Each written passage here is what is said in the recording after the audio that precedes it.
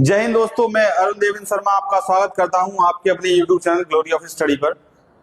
दोस्तों, मैं आपको आज इतिहास की ऐसी कहानी सुनाने जा रहा हूं जिसे सुन के आपके रोंगटे खड़े पड़ जाएंगे। जब ये हुई थी तो इतिहास की भी रूह हिल गई थी दोस्तों।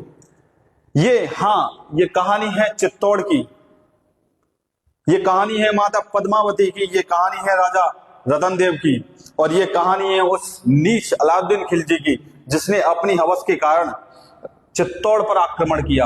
वो हासिल करना चाहता था माता पद्मावती को।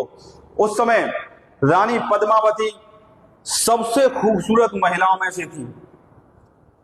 इनकी खूबसूरती की प्रशंसा आजू बाजू के राज्यों में थी। जब ये बात पता चली अलाउद्दीन खिलजी को तो वो इनको जीतने ही कहां आया दोस्तों, चित्तौड़ में। लेकिन वो भूल गया कि चित्तौड़ के शासक राजा रतन देव हैं, इसकी जो रखवाली कर रहे हैं वो पहरेदार हैं। दोस्तों, जो मेवाड़ी केवल अपनी जमीन पर अधिग्रहण करने मात्र से सामने वाले को फाड़ के रखते हैं, वो सिंह के समान वो अपनी रानी, अपनी जगदम्बा पर बुरी नजर डालने वाले का क्या असर करते। लेकिन दुर्भाग्य की बात यह है दोस्तों कि हमारे राजपूत राजाओं में कभी एकता का प्रभाव देखा ही नहीं गया। उनमें सदैव एकता का अभाव रहा वहां पर। और उसके अतिरिक्त भी दोस्तों छल से उन्हें मारा गया। जब भी उन्हें हराया गया तो छल से सामने वाले दल ने काम लिया। लेकिन अलाउद्दीन खिलजी जीत के भी हार गया, क्योंकि हमारी माताओं का सतीत्व इतना मजबूत था, वो अपने आप में इतनी दृढ़ थी कि भाई हमारा ही पति हमें छू सकता है, जिससे हमारा विवाह होगा उसको ही अधिकार है हमें स्पर्श करने का, अन्यथा हम अपने प्राणों की आहुति दे देंगे। और हुआ भी वही दोस्तों। चित्तौड़ की 16,000 रानियों ने अग्नि कुंड में कूद करके जौहर कर लिया। 12 तरीके से दोस्तों अपने आप को आत्मदाह किया जाता है, अपने प्राणों को त्यागा जाता है। उसमें सबसे ज्यादा दर्दनाक जल करके या अग्नि कुंड में कूद के ही अपनी प्राणों की आहुति देना होता है। ये सबसे ज्यादा दर्दनाक है, फिर भी इसको ही किया जाता था, क्योंकि पता था इन रानियों को कि ये जो नीच हैं ये हमारे सबके साथ भी शोषण करेंगे, ये उस सबको भी नहीं छोड़ेंगे, मैं इस सबको ही खत्म कर दूंगी। अलाउद्दीन खिलजी ने अपनी पूरी ताकत लगा ली। मजाल है कि पद्मावती को कभी देख भी पाया हो, उस माता को उस स्पर्श करना तो छोड़ो, उसने कभी देख भी नहीं पाया। ये सतीत्व होता है, ये है सनातन।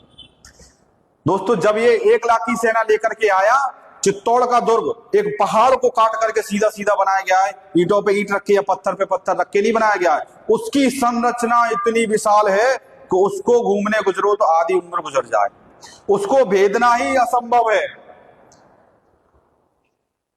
उसके गेटों को, उसके दरवाजों को देख करके खिलजी की सेना बौखला गई, डर गई भाई कि ये क्या है। तो जब वो आया तो उसने बोला, एक पंडित जी ने बड़ी अच्छी कविता लिखी है दोस्तों, उसको मैं प्रस्तुत कर रहा हूं कि एक मुक्त सेना को लेकर जोरों से चिल्लाया, फिर कायरों के समूह को एक फरमान सुनाया, बोला सन्मुख दरवाजा तोड़ो और अंदर घुस जाओ, मेवाड़ी मान पद्मिनी को मेरे सन्मुख ले आओ। दिल्ली से आया था ये, मेवाड़ी सिंहों के सामने अपनी सेना को लेकर के खड़ा हो गया चित्तौड़ में कि एक मुक्त सेना को लेकर जोरों से चिल्लाया, फिर कायरों के समूह को एक फरमान सुनाया, बोला सन्मुख दरवाजा तोड़ो और अंदर घुस जाओ, मेवाड़ी मान पद्मिनी को मेरे सन्मुख ले आओ। और यूं ही सब आगे बढ़े, सहसा सबका मन उकलाया। किला नहीं था, सबको अपना काल खड़ा दिखलाया कि बोला महाराज हम अंदर ना जा पाएंगे, दरवाजा बहुत विशाल है, उसे तोड़ ना पाएंगे, और यदि तोड़ पाए तो हम अपने कफन से लेंगे, किले के अंदर सोए हुए मेवाड़ी सिंह मिलेंगे, और सिंह अगर जगे तो सबकी रूह हिलेगी, और कितनी भी तेज भाग लेना दिल्ली नहीं मिलेगी। अभी समय है झुकने का, मेरे आका झुक जाओ, और सबकी खैर चाहते हो तो बाहर ही रुक जाओ। 8 महीने खिलजी की सेना रेत शांति रही। इस नीच की सेना 8 महीने रेत शांति रही बाहर। जब युद्ध का समय आया दोस्तों, तो मलिक काफूर ने पीछे से तीर चलवा दिए, धोखे से राजा रतन देव का वध कर दिया गया। लेकिन वारे चित्तौड़ की महिलाएं, वारे चित्तौड़ की महिलाओं का सतीत्व, उन्होंने 16,000 रानियों ने अपने आप को अग्नि कुंड के हवाले कर दिया।